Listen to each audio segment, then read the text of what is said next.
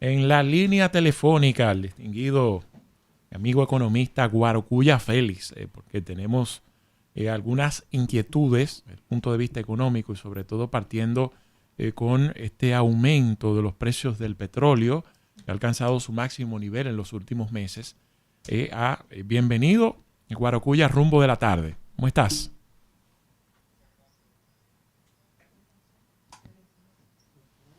Bueno, no se escucha. Sí, vamos a ver que acá no se escucha. Necesitamos retorno, por favor.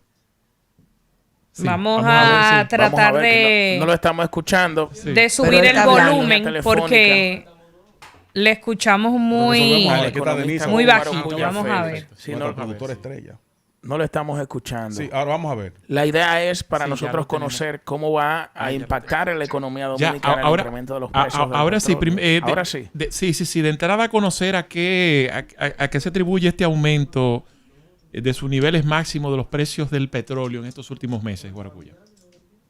Mira, el precio del petróleo, y como tú has dicho, ha alcanzado el precio máximo desde agosto del año pasado. Uh-huh. Es decir, que tuvo un precio más o menos similar al que tiene ahora, de $81 por barril. Desde agosto no había incrementado a este nivel de precio. Y según analistas internacionales, especialistas en el tema de combustible, este incremento se debe principalmente a las sanciones impuestas por Estados Unidos a la industria petrolera rusa. Y eso lo que intenta es limitar los ingresos en medio del conflicto todavía con Ucrania. Y esas restricciones también afectan la oferta global del petróleo, sobre todo economías como China y la India, que son los principales compradores del petróleo ruso, y eso genera inestabilidad en los mercados internacionales. Eso quiere decir que el tema geopolítico sigue siendo el factor clave en que los precios de los combustibles, sobre todo el petróleo, sean muy volátiles. Es decir, esas tensiones que todavía hay entre Rusia y la Unión Europea y Estados Unidos, pues se reflejan en los precios del petróleo. Y en el caso... ¿Y cómo puede esto impactar en la economía dominicana? En el caso de República Dominicana eso tiene un impacto, es decir, el petróleo no es neutral para ninguna economía. Si la comparamos con economías de la región, beneficia a los países que producen petróleo, en este caso Venezuela, México o incluso Guyana, que es un país que está creciendo al 50% del Producto Bruto Interno en los últimos 3 años, pero se debe fundamentalmente a los precios del petróleo. Para países como República Dominicana y otras islas del Caribe y Centroamérica que no producen petróleo, el impacto es significativo.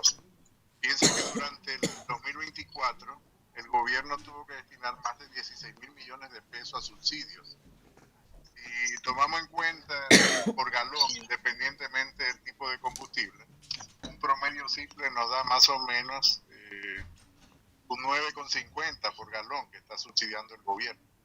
Indistintamente el combustible varía de uno a otro, lo estoy haciendo como un promedio muy simple, tomando en cuenta el volumen de consumo que tiene República Dominicana en barriles de petróleo. Y el impacto es significativo. Si tomamos en cuenta que el déficit que se proyecta para el próximo año es de un 3% del Producto Bruto Interno y al mismo tiempo que el servicio de la deuda pública absorbe en torno al 25% de las recaudaciones tributarias, eso genera lógicamente una presión fiscal adicional, porque aunque se presupuesta un margen en el precio del petróleo, pero bueno, el precio del petróleo es muy difícil de prever. Por lo tanto, en un contexto donde tenemos, tensiones fiscales por el lado de la deuda pública y por el lado del déficit, un incremento en los precios del petróleo, en ausencia de una reforma tributaria como la que se había planteado el gobierno, donde no tuvo opciones, pues genera una situación de dificultad. El punto sería aquí saber si los precios del petróleo van a mantener una tendencia al alza de manera sostenida. Y ahí sí entonces el país tendría que tomar medidas. Usted mencionó la reforma fiscal y a veces nos parece algo muy lejano, pero fue hace muy poco tiempo que el gobierno... Eso fue ayer. Exactamente, que el gobierno tuvo que desestimarla. porque pues lo que se propuso la población y la opinión pública en general no estuvo de acuerdo.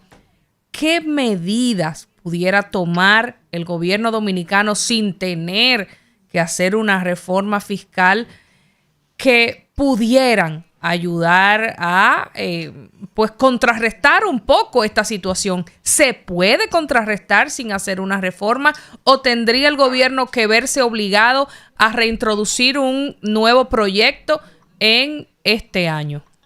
Digamos que son opciones de política que tiene el gobierno. La realidad es que en este momento se subsidia el precio de los combustibles en República Dominicana. Te acabo de decir que el pasado año fueron más de 16.000 millones de subsidio en combustibles. Eso probablemente ya está presupuestado. Ahora bien, si eso está presupuestado a un precio determinado, si sale del precio al que se presupuestó, el gobierno tiene que tomar decisiones en base a las opciones que tiene. O incrementan los impuestos o se sigue endeudando. Entonces probablemente lo más fácil sea seguirse endeudando, pero eso también tiene un límite. Por lo tanto, esperemos que los aumentos de los precios del petróleo sea coyuntural y no sea un incremento que se mantenga en el tiempo de manera sostenible. De todas formas, la economía dominicana, y yo creo que en su momento eso lo conversamos en múltiples medios, tiene que hacer reformas para hacerla mucho más sostenible en el largo plazo. En el corto plazo, en principio, no hay problema, salvo que haya un choque, como se conoce así técnicamente, en los precios del petróleo. Hola, Guarocuya, Claudia Rita de este lado, un abrazo. Claudia Rita, qué alegría escucharte. Mira, queremos saber cómo tú evalúas la medida del gobierno de reducir el déficit financiero de las EDES mediante los apagones, o sea, programando apagones, quitándonos la luz para volver a como estábamos en el 2020. Ahí no hay ningún ahorro, Claudia Rita, porque lo que en principio tú te ahorras desde el punto de vista financiero, tú penalizas la economía en el aparato productivo. Por lo tanto, tú pierdes por el otro lado, porque las empresas que son afectadas y las familias tienen que buscar sustitutos para la energía. O lo utiliza si una familia con inversores, y si una empresa necesariamente necesita planta. Es decir, tú no tienes ahorro. Tú le generas quizá un ahorro financiero de muy corto plazo, pero a un costo muy alto para la economía, porque tú bajas la capacidad productiva de la economía del país. Por lo tanto, no hay ahorro. Esas son las peores decisiones que pueden tomarse para mejorar el indicador financiero de las empresas de distribución eléctrica. O sea, eso es lo que ¿Y qué usted le recomendaría, por ejemplo, al gobierno o al ministro de Energía que estuvo ayer en la semanal hablando sobre eso? No te escuché bien.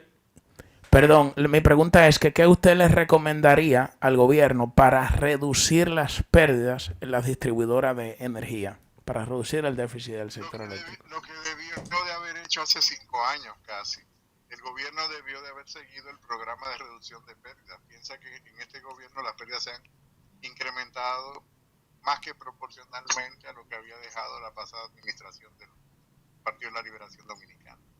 Y entonces lo que el gobierno tiene que volver a retomar los programas de mejora de la productividad en distribución de energía. Eso implica inversiones importantes en la parte de distribución, pero también en la parte de cobro, que es la parte siempre que se ha visto políticamente más difícil. Claro. Entonces no hay secreto, realmente tomar decisiones y tener buenos administradores. Entonces no basta con tener un buen administrador en una de las sedes, por ejemplo en Edesur, tener un buen administrador si las demás te están generando pérdidas o estás teniendo pérdidas en distribución. Entonces tienes que ver todo como un conjunto, porque es una única industria.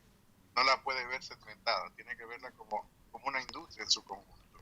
Bueno. Yo creo que ese es uno de los grandes dolores de cabeza que sigue teniendo la economía dominicana, porque el tema de energía penaliza la capacidad productiva del país. Es verdad que con Punta Catalina mejoró, todos recordarán cuál fue la posición que tuvo el PRM cuando era oposición con Punta Catalina, pero afortunadamente que Punta Catalina existe, el presidente Medina tomó la decisión de tirar adelante con Punta Catalina y hoy es la que sostiene más o menos con deficiencias el sistema eléctrico Y tuvo que reconocerlo. La administración actual. La actual administración tuvo que reconocer, pues, la Muy bajito lo hicieron, posición sí, de pero lo han Punta reconocido. Catalina después de haberla criticado tanto. Así es. Bueno. Así es. Pero yo creo que esas son lecciones aprendidas para todo partido que esté en la oposición. Es decir, hay cosas con las que no se puede hacer oposición por hacer oposición sin ningún tipo de sensatez, porque al final son temas que se te revierten cuando tú tienes que tomar decisiones de gobierno, sobre todo en los partidos que tienen vocación de ser gobierno, como es el Partido de la Liberación Dominicana. Por Claro. eso siempre que damos una opinión, hacemos una crítica, la hacemos desde la sensatez. Desde la sensatez, ¿por qué? Porque mañana nos vamos a ver en esa misma situación, cuando la gente vuelva a darnos su confianza. Bueno, muy bien, pues todo el equipo de Rumbo de la Tarde agradece a Guarocuya Félix, economista, por responder a cada una de nuestras inquietudes de interés económicos del país. Espero que me inviten. Claro. Aquí le esperamos Esperamos por porque acá, sí. además de su capacidad, Sí, sí. además de su capacidad profesional, usted es un hombre que irradia mucha paz. Lo hemos visto, no vamos a decir por qué sector, pero lo vemos caminando con su perrito, muy sí, tranquilo. sí, hombre. No todo el Todas mundo las puede mañanas, salir sí. de puestos como ese y estar tranquilo paseando su perrito. Él es un hombre muy decente, Sí. Guarocuya, que tuvo un comportamiento Así es. Lo es, idóneo y un 100%. comportamiento Bueno, muy a bien. imitar Se ha cuando fue ganado el funcionario. cariño y el Bueno, respeto muy de bien, pues todos. un abrazo, muchas gracias. Guarocuya. Bye, un abrazo. Bueno, Así muy bien. será. Mire, Así es. extender Gracias. esos agradecimientos antes que Álvaro nos lleve al CEO, don Antonio Espaillat, que acaba de tener un claro. saludo, a Ricardo Espaillat también, que están por acá. Por, Un fuerte los abrazo, estudios, Antonio. CEO de RCC Media. Un abrazo para toda esa familia.